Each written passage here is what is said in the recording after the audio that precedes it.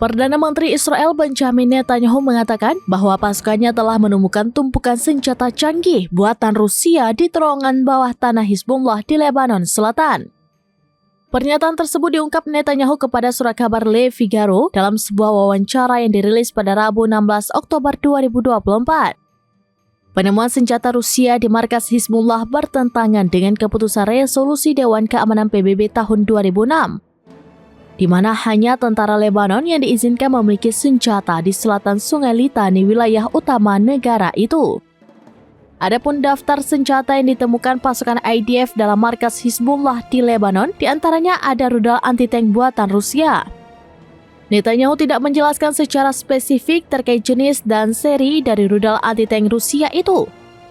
Namun analis meyakini Hizbullah mendapatkan pasukan dari Rusia berupa senjata rudal anti-tank berpemandu laser 9M133 Kornet. Kornet menjadi salah satu rudal anti-tank buatan Rusia dengan jangkauan terjauh mencapai 5 km yang dilengkapi hulu ledak termobarik anti-tank atau penghancur bunker. Tidak hanya senjata canggih Rusia, dalam penggeledahan itu IDF juga turut menemukan sejumlah senjata buatan Cina.